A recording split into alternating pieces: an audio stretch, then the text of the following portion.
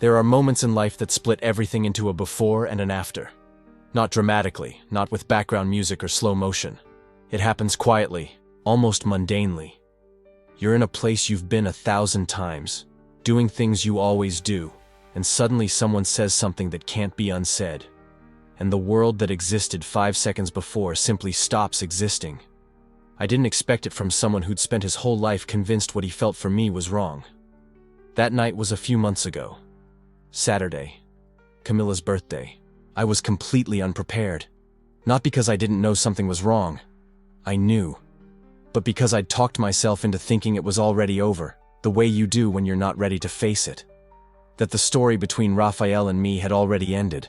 Only nobody had properly told us how to end something that lasted 7 years. The moment that changed everything lasted less than 3 seconds. It was the time it took me to look to the back of the room and see Raphael looking back at me. In a way I'd never seen before. In a way I couldn't pretend I hadn't noticed. I want to tell you what Raphael confessed on that balcony at 2 in the morning, holding a bottle of whiskey and finally breaking 7 years of silence. But for you to understand the weight of it, you need to understand what he had done in the 8 months before he managed to speak. Raphael and I met on the first day of college. He walked into intro to the program late, sat in the only free chair, which happened to be next to me, threw his backpack on the floor with a noise that made everyone turn, and said out loud, without any embarrassment, "This seat was reserved for someone better, but I'll sit here anyway." I looked at him. He looked back with an eyebrow raised, waiting. I said, "Seats don't have assigned occupants, but you're welcome to risk it with the professor." He laughed. He stayed. 7 years later, I'm still trying to figure out how that one exchange became the foundation of the most consistent thing in my life. What I know is that after that first day, Raphael kept sitting by me. Not every class. He was the kind of person who showed up when he wanted to and disappeared when he needed space, and that was something I learned to respect early on. But he showed up often enough that, over the first semester, I began to recognize his patterns. The way he always came in holding something. Coffee, a book, a notebook. Like he needed an anchor to exist in any space. The silence he used strategically, not as absence, but as focused attention. The way he laughed at jokes he genuinely found funny, different from the polite laugh he reserved for everything else.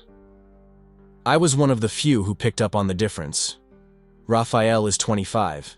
He's a medical student in his final year, a course he chose with a determination that was both impressive and intimidating. His family expected it, not out loud, but in that silent, suffocating way where the weight of expectations is heavier than any words could be. A religious conservative family structured around a very specific set of values about what's right and what's not. Raphael didn't talk much about it when we were younger. Only over time did I understand how much that burden shaped everything in him. He's intense. That's the word. When Raphael decides he wants something, he pursues it with a focus that can border on frightening. When he decides to protect someone, he becomes a fortress. When he's angry, he goes quiet in a way that's worse than shouting. He hides everything behind humor and cold logic. Like reason's the perfect shield against anything that doesn't fit inside his chest. I'm Lucas. I'm 24. I work as a freelance graphic designer, which means I spend most of my days at home, in front of the computer, in the silence I created for myself. I'm naturally observant. I listen more than I talk, read people before deciding what to show them. I use irony as a defense, which is something I recognize in myself and am not particularly proud of, but it works. Raphael and I were very different. That was never a problem. On the contrary, it's what made the friendship work so well. He went out when I wanted to stay in. I stayed when he needed to talk. We traveled together 3 times. We studied through countless late nights, even when our courses were completely different. When his mother got sick and he couldn't cope alone, he stayed at my apartment for 2 days because he couldn't be anywhere else. When I lost a big contract and lived 2 months on the edge financially, it was Raphael who showed up with pizza and the ability to sit with me in silence without trying to fix anything. There was a particular conversation that came to mind sometimes during those months apart, when I tried to understand how we'd gotten to that point. It was 3 years earlier, on one of those nights when neither of us could sleep. We were at my apartment. He had stopped by because college was suffocating him, and sometimes he needed a space that wasn't that place. And we talked until 4 in the morning about things people don't usually talk about what each of us had learned to hide, about the versions of ourselves we showed in each different context. Raphael said that night that he'd learned very early that being readable was dangerous, that when people can read you, they can use what they find. I asked if that was how he saw me. He was quiet for a second and said, "You're the only person I don't mind being readable with." I didn't know what to do with that at the time. I kept it as part of what we were, without looking too closely. That was the kind of thing we had. 8 months before that Saturday night, it started to change. I need you to understand what happened in those 8 months, because the word Raphael chose on that balcony only makes sense when you know what he was carrying before he got there. It didn't happen all at once. It was the most insidious way possible. Slowly, on a time scale that makes you question whether you're exaggerating. A message left unread. Then another, answered 2 days later with something way too short for him. A dinner invite that became, "Can't this week." The next week didn't work either, and the week after that. At some point, I realized there were weeks without really speaking to Raphael. Not in the way you count, in the way you feel. That specific absence of a presence that was so integrated into your routine, you only notice when it's gone. I tried being direct. I messaged asking if everything was okay. Raphael replied that he was fine, sorry for disappearing. College in its final act was intense. I accepted it. After a second round of the same conversation, I accepted with less conviction. The turning point was when the jokes started. Raphael had always had a dry sense of humor. It's part of him. But there's a difference between his dry humor, which always had warmth under it, and what started showing up when we were in the same space. A joke about a decision I'd made at work, walking a line between sarcasm and cruelty. A comment about something I'd said that needed no response. Small things. The kind you can't bring up later without sounding like you're overreacting. But I felt them. I confronted it once. Told him something had changed, that if I'd done something wrong I needed to know. Raphael looked at me with that expression. Too calm, too controlled, and said I was making it up. That college was intense, that I was reading too much into it, that there was nothing. You know that feeling when someone erases you while they're standing right in front of you? Not abandonment, not a fight, but a slow fade, clinical, measured, until who they are to you is barely a shadow of what it was. That's what it was. About 2 months before Camilla's birthday, I convinced myself it was done. That Raphael had stepped to the other side of the friendship when I wasn't looking. That some connections have a shelf life, and ours had expired. It hurt in a way I wouldn't admit to anyone, not even myself if I could help it. But I'd hit a place of resignation that at least felt stable. And then Camilla's birthday Saturday came. Camilla is 24 and works as a digital journalist. She writes about culture, behavior, those things on the border between reporting and essay. She's been my friend for 4 years, from when we worked on a freelance project together and discovered we could talk for hours without running out of things to say. She's the straightforward type, with no patience for evasion. When she notices someone avoiding something, she asks directly with an efficiency that can be disconcerting or liberating depending on the day. She'd invited a decent number of people to her apartment, a medium-sized 4th-floor walk-up, the kind of place that gets tight with 30 people inside but has that party energy that works. I showed up around 9 with wine and zero enthusiasm, the kind of I don't know how to say no vibe, not the I actually want to be here kind. I wasn't expecting Raphael. Camilla knew things had cooled between us. I'd mentioned it vaguely, that we were distant. She didn't push for details, but she didn't pretend not to notice either. What I didn't know was that she had invited Raphael anyway, because Camilla has a theory about these situations. Things resolve themselves if you put people in the same space with enough food and music. 2 hours after I arrived, I was in a conversation about a TV series with 2 acquaintances of Camilla, holding a glass of wine that was getting warm, when I see him walk in. Raphael. Dark blazer, messy hair, whiskey in his hand, not the casual bottle. He was smiling at Camilla at the door like none of it had happened. Then he looked into the party and saw me. The smile didn't disappear, but something shifted, a quick stiffness, barely visible. Then he looked away and started talking to someone else. Like I wasn't there. I spent the next hour perfecting the art of mutual avoidance. Two people in the same space, both committed to not crossing paths. It's harder than it sounds. Constant awareness of where they are, what they're doing. I go to the kitchen. He's leaving. I come back. He's at the window. It actually worked for an hour. Have you ever imagined how much energy two people spend trying not to see each other in the same apartment? What I didn't know yet was that Raphael was spending more energy than I thought. And it wasn't just to avoid me. I couldn't. It happened in the second hour of the party. I was getting more wine in the kitchen, cramped, full of people leaning on the counter talking. And then he was there. Raphael, on the opposite side of the counter, opening the bottle of whiskey he'd brought, pouring a finger into his glass. The bottle was already half gone. The space between us was maybe 2 meters and felt much bigger. He looked at me. I looked at him. Neither of us said anything for a second that was far too long to be casual silence. Raphael spoke first. I didn't know you were going to be here. It wasn't an accusation. Not exactly a complaint either. Just information, delivered in that tone he used when he was keeping something locked down.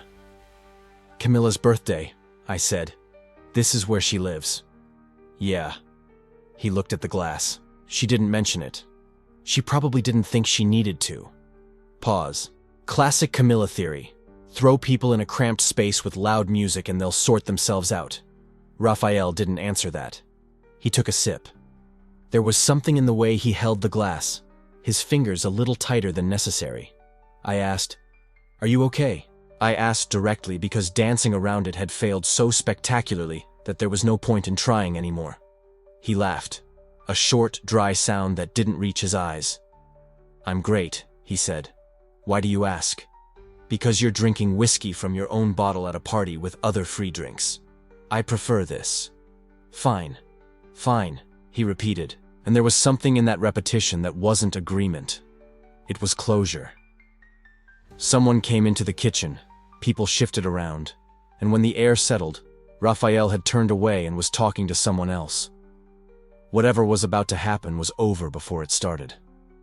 I went back to the living room feeling something both smaller and bigger than I expected. Smaller because nothing happened, no explanation, no real moment, no sense that anything was actually going to be said. Bigger because the kitchen confirmed something.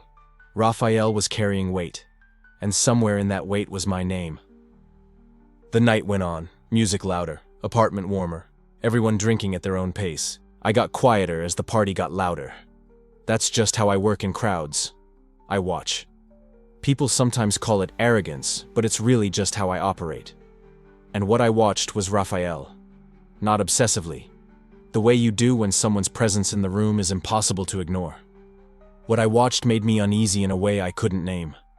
Raphael was drinking with intention. Not the happy kind of drunk. Not careless, deliberate, like someone trying to reach a specific state.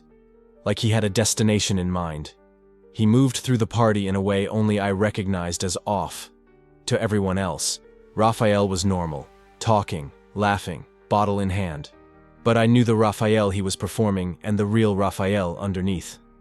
What circled that apartment was entirely performance. The gestures were right. The smile was timed perfectly. The responses came at the right moments. But underneath was stiffness. Like someone running through choreography they've done so many times they don't have to think about it anymore. But they don't feel it either. I've known Raphael for 7 years. I've seen him drunk in many ways. Funny drunk, sleepy drunk, drunk who wants to tell childhood stories for hours. This wasn't any of those. This was something else. It was Raphael drinking with intention. Not to loosen up, but to arrive at something that needed alcohol to exist. Camilla came up to me sometime around 11 o'clock. She stood beside me for a second, looking at the same spot I was. Raphael across the room. "He's drinking too much," she said, quiet enough that only I could hear. "I know. Someone needs to keep an eye on him." I looked at her. She looked at me with that expression people use when they're posing an implicit, inconvenient question. "Why me?" "Because you know him better than anyone here." "I'm pretty sure he'd rather have anyone else." You know that's not true, she said. Then she disappeared into the party before I could respond. I stood there for a moment. Then I accepted the obvious. I was going to keep an eye on Raphael, because that's what I do anyway, no matter what. 7 years of friendship don't vanish in an hour just because you want them to. I spent the next hour half paying attention to him, watching Raphael move through the party, talk to people, laugh at things. Laughing with that smile I'd long ago learned to distinguish from his real smile. The smile he used to fill social space, to give people what they expected without giving anything genuine. At some point, he went out to the balcony. Don't ask me if I should have followed him. I just did. Camilla's apartment balcony was narrow, with a metal railing overlooking the street 4 floors down. It would hold maybe 4 people if no one needed room to breathe. When Raphael stepped out through the glass door, he was alone. The party continued inside, the noise muffled by the glass, the lights dimmer outside, the city below with its cars and lampposts, and the distant sound of something that might have been music from a nearby bar. The door closed behind me. Raphael leaned on the railing, back to me, bottle in hand, almost empty. He heard me but didn't turn. When he turned, something was different in how he looked at me. The filter was lower than it had been in months. That control he maintained so carefully, not gone, but cracked, like scratched glass. Still there, but transparent now. I'm not sure if I came out here to kill you or thank you, he said. It was a joke. It wasn't. Both sound hasty, I replied. I stood a few feet from him, leaning against the brick wall beside the door. It was cold enough that my breath made small clouds. Raphael looked out at the city for a moment. You should have stayed inside. That was Raphael protecting people from things he still couldn't name, including himself. Probably. Then why didn't you? Because I know you. This isn't how you drink when things are okay. Silence. Raphael looked at the bottle, then at the city, then at me. The streetlight reached us faintly, just enough to see the outline of his face, the line of his shoulders. What's happening? I asked. He didn't answer right away. There was a quality to his silence I recognized, the kind before a decision, not the kind after one. As if he were weighing something inside and the verdict hadn't arrived yet. Then he began to speak, not directly. Sideways. Like Raphael always does, he circles things, and then suddenly he's in the middle of them before you notice. I tried, he said. Pause. Tried in different ways. I stayed quiet. When Raphael started like that, interrupting was the worst thing you could do. I tried staying away and it didn't work. Another sip. Tried staying close and it was worse. Tried not thinking and it stayed in my head. Tried convincing myself it was my own thing, that I was making it up, and... He stopped, breathed.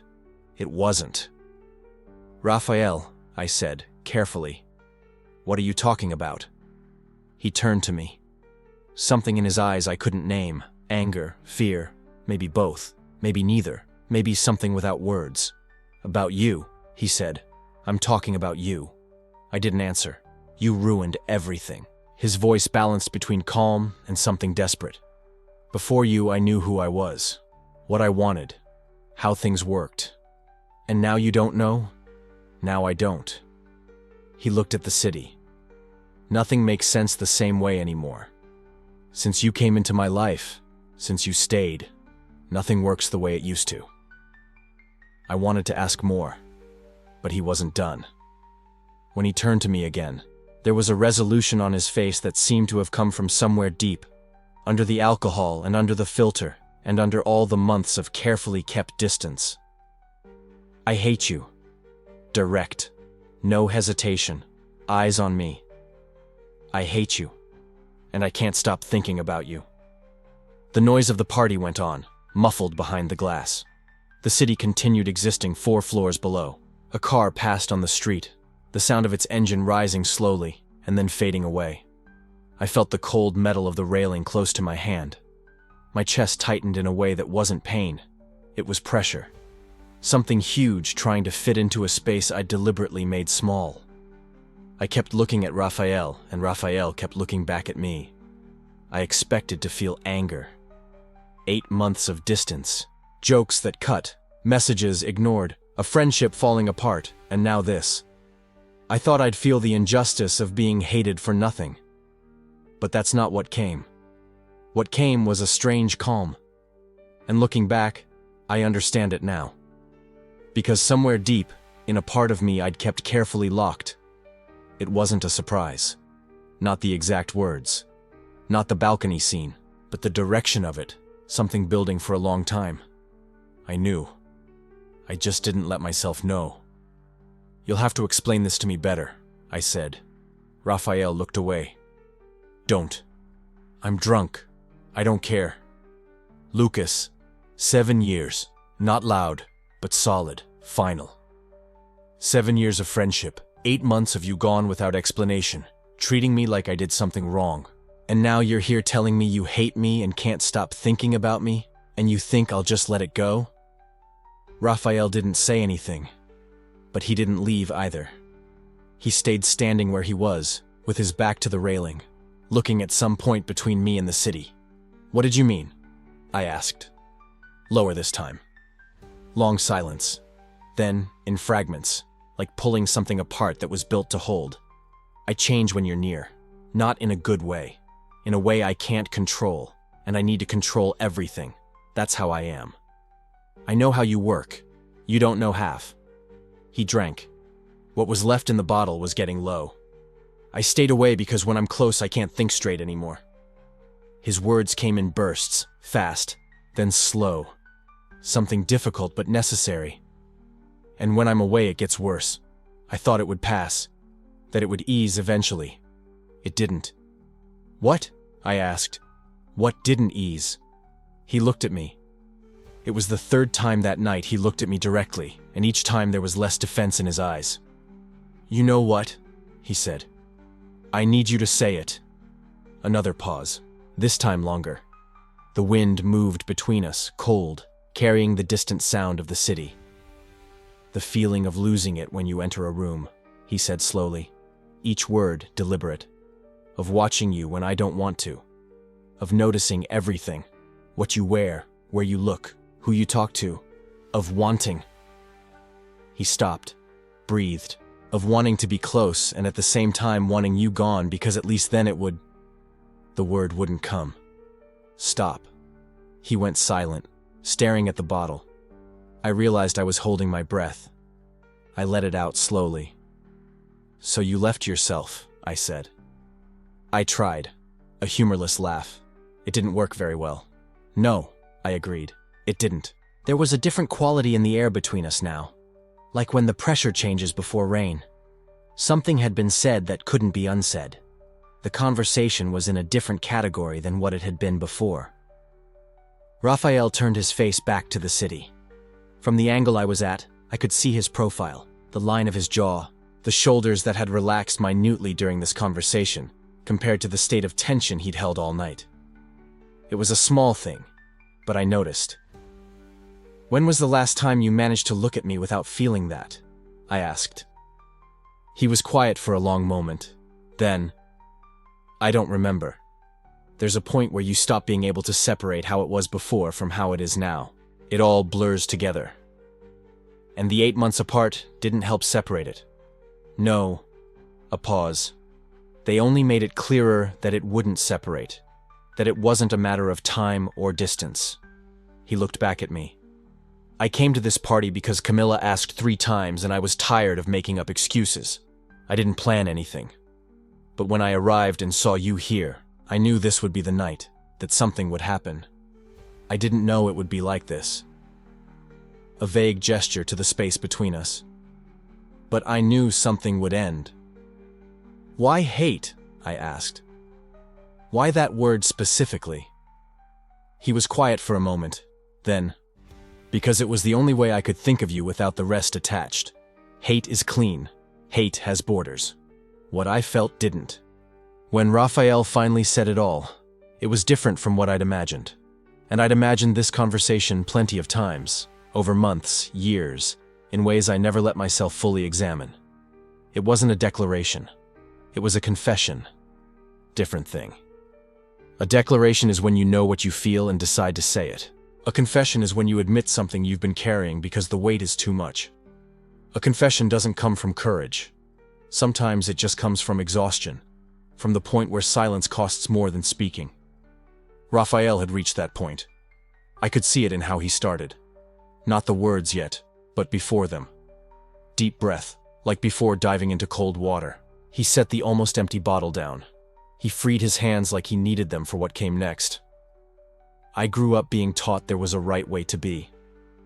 He shifted slightly, still on the railing, but turned more toward me now, like the conversation had earned that much. It wasn't abstract philosophy. It was practical, concrete. There was a path you followed, and at the end of that path, there were specific things. Family, career, values that made sense within the world my family understood.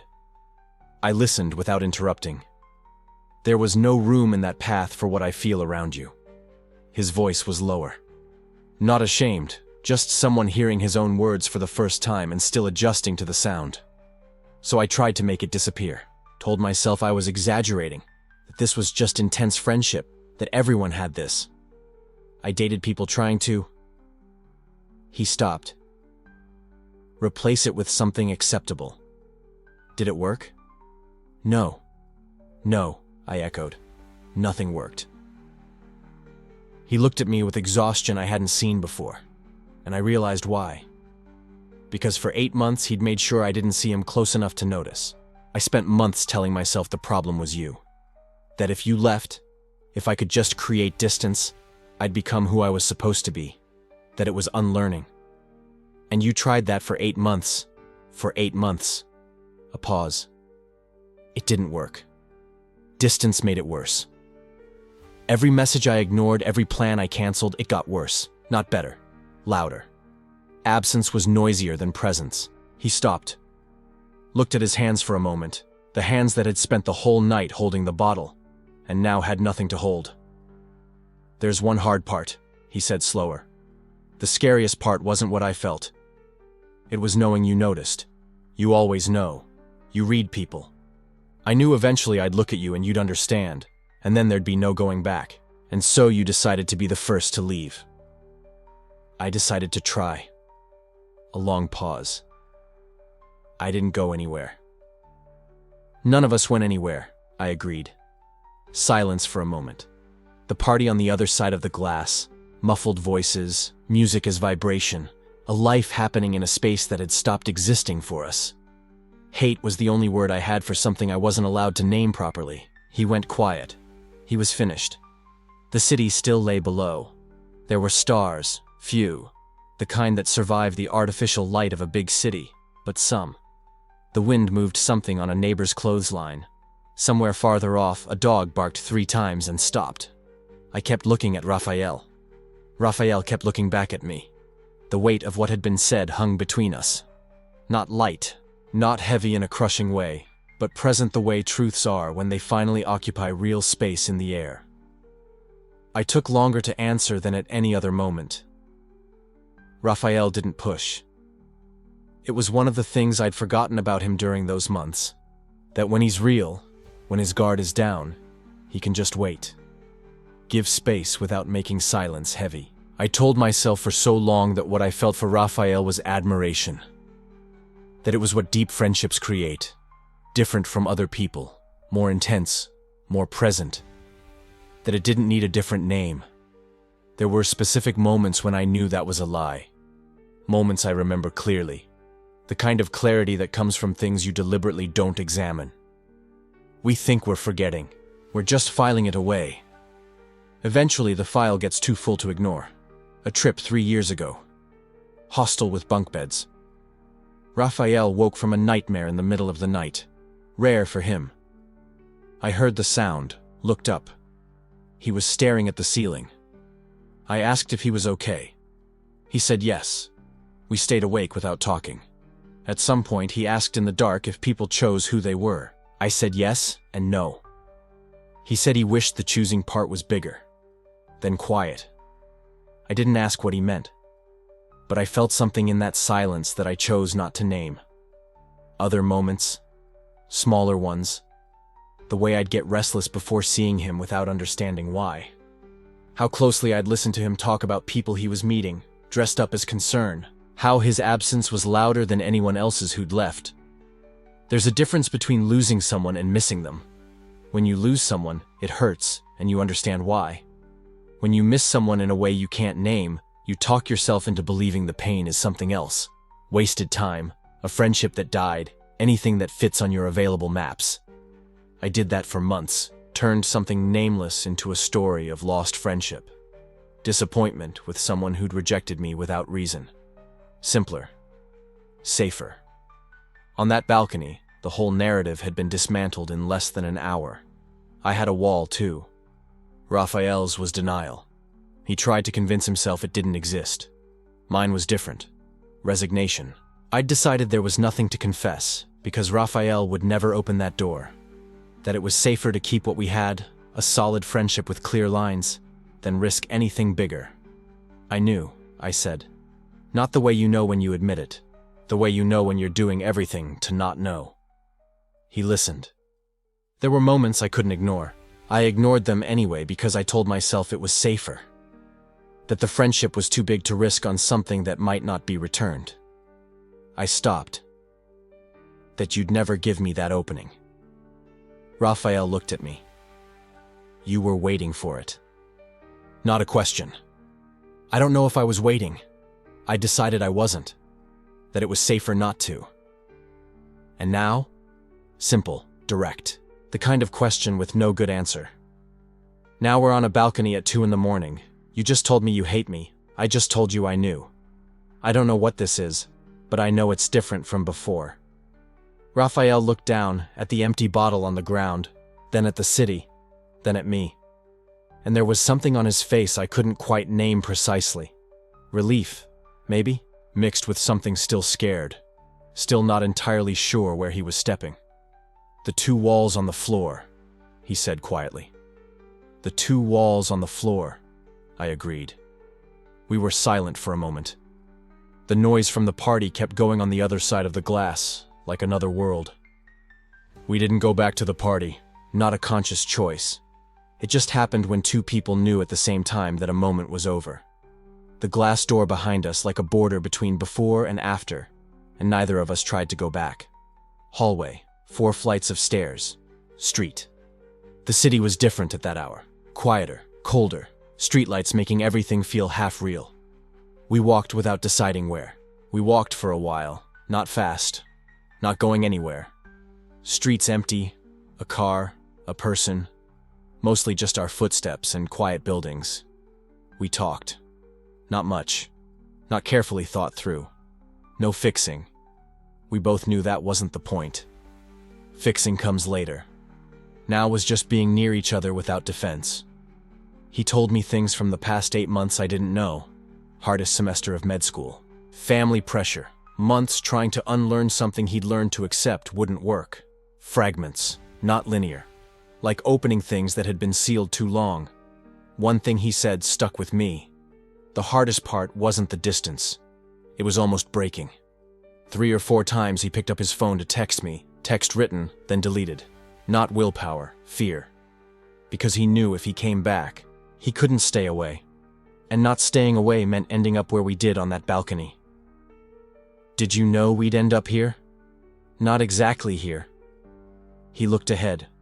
But I knew if I came back, something would change. I didn't know if I was ready for it. And now?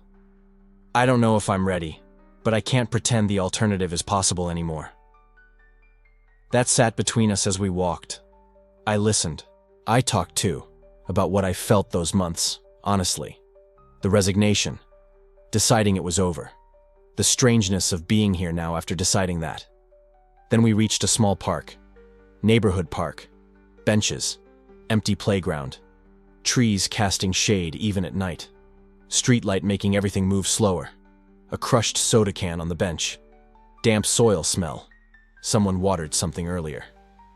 We sat, silent for a while. Not like the past 8 months. That was glass between us, cold and clear. This was different. Silence of people who'd said a lot and needed it to settle without interference. Raphael on his knees, looking at concrete. Me beside him, leaning back, watching the trees, leaves moving, the kind you see but don't feel. No declaration, no kiss, no tidy ending. Just presence. Two people finally in the same place without pretense, without walls, without the defenses that used to make sense. Time passed. I don't know how long. When we stood up, something was different about how we were together. Not resolved, not simple, but changed. And that difference needed time to find out what it was. What happens to two people after a night like that? After saying what shouldn't be left unsaid, after taking down the walls, what's left? The 2 weeks after, Raphael didn't disappear. That alone was different from the previous 8 months. First message 2 days later. How are you? Simple, but it held everything from the balcony. I replied. He responded. Not fast, not instant, not a switch flipping. Slow and consistent. Messages showing up, short or long, just there. Presence coming back gradually, different texture than before, but back. Coffee a week later, near his apartment, late morning. November light through the window, 2 hours. We talked about normal things, college, my project, a restaurant we'd never gone to. We didn't revisit the balcony, but something was different. No layer, no acidity. Easier. Stranger too, because easy was new. The old friendship had ease, but it was practiced, navigated with precision. This was different. Ease from a space with different boundaries. Boundaries still being drawn. Raphael uncomfortable sometimes. Pulling back, not hostile like before, but uncertain how close was safe. I was doing the same. Second week he said directly he didn't know what he was doing. Not an excuse, just honest. He'd spent so long convincing himself of who he should be that he didn't know what was left when he stopped. I said that was a good place to start. Knowing what you aren't is sometimes more honest than pretending you know what you are. Silent. Then, you always do that. Do what? Take something messy and make it sound like it belongs somewhere. I didn't know what to say, but I kept it. Some days, balcony Raphael, guard down, whiskey in hand, felt far from Café Raphael. Raphael's good at getting back in control. Had years to practice. I had to remind myself they were the same person. The restrained version at the cafe and the one who said, I hate you and I can't stop thinking about you, weren't contradictions. Different ways of carrying the same weight. 2 weeks later, no label. No name for what we were. No idea what came next. What we had was the conversation that didn't stop since the balcony, in words or in what was rebuilding. I can see that night now with distance. Not enough distance that it's far away. It's still too close. But enough to understand what I couldn't while inside it. Camilla called the next day asking what happened. We'd disappeared from the party. I gave her basics. She was quiet then. I knew it was that. I didn't ask what that meant. She didn't explain. Sometimes people around us understand things we're still figuring out. Kindness is not forcing explanation before we're ready. Raphael's confession was the bravest and scariest thing he did. Not because he planned it. He didn't. The whiskey was what it looked like. Crutch to lower his defenses. But it happened anyway.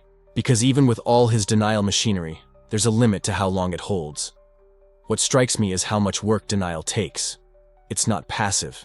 It's active. Daily labor. Waking up and deciding not to look at something. Elaborate systems of distraction, substitution, rationalization. Raphael built those over a lifetime, reinforced by a family that would never validate his feelings. Result: someone extremely functional who paid a huge price for it. You ever try so hard not to feel something that the trying becomes more exhausting than the feeling? Raphael spent months there. Every message ignored, every invitation declined, every distance maintained. Energy. Constant effort to keep something in that wanted out. It's not sustainable. Never is. Something breaks. In Raphael's case, what gave was a balcony, a bottle of whiskey, and 7 years of friendship that hadn't disappeared no matter how much he tried to make it. What hits me is the paradox of the word he chose. Hate. He said he hated me. And in justifying that hate, he said everything he couldn't say any other way. Sometimes the language we find is the language we're allowed to use, not what the thing actually is. Raphael grew up where certain words were permitted and certain things unnameable, treated like they didn't exist. Like no name meant no reality. It didn't. Never does. So when what he felt got too big for silence, the only word that wasn't forbidden was hate. Because hate is intensity. Hate is thinking about someone constantly. Hate is being affected in ways you can't control. That's all love is too. And sometimes the closest we get to saying I love you is saying we don't want you around. Because wanting hurts when wanting is forbidden. Raphael learned it the hard way. The way many do. Carrying for years an identity with no room for what they felt. Building control, performing who was expected until they couldn't. Something I didn't know before that night. Internalized homophobia doesn't look how we imagine. Not explicit self-hatred. Subtler and crueler. Just absence of permission. Growing up where certain things don't exist as possibilities. No models, no language, no space for certain ways of being. When you feel something that doesn't fit, you don't know what to do. It's not deciding it's wrong. You just were never given tools to understand it could be right. Raphael was deprived of those tools. So when what he felt got too big to ignore, his options were silence or hate. Hate seemed more manageable than silence that had become impossible. On that balcony, control broke. What came out wasn't destruction, truth. Painful, messy, full of whiskey and distance and one wrong word that was the only word he had. But truth. Raphael and I are still figuring out what to do with that truth. Not quick, not linear. Some days easier, some harder. Conversations go places we didn't expect. Moments where one of us backs off because the territory's still new. But neither of us is pretending the map doesn't exist. Ever loved someone in a way you didn't know how to handle? Something too big for the names you had? Outside every map? Tell me in the comments if you have. Because I think a lot of people carry what Raphael carried. Or what I used to. Resignation of someone who decided not to expect anything. We're good at building systems to not feel. And sometimes naming it, even wrong. Even with the wrong word. Even if it takes 7 years and a balcony at 2 in the morning. Is where something starts. Raphael and I are still talking. Still figuring out what this means. What we are. What we want to be. How two different maps align. It's not easy. Wasn't meant to be. That's enough for now.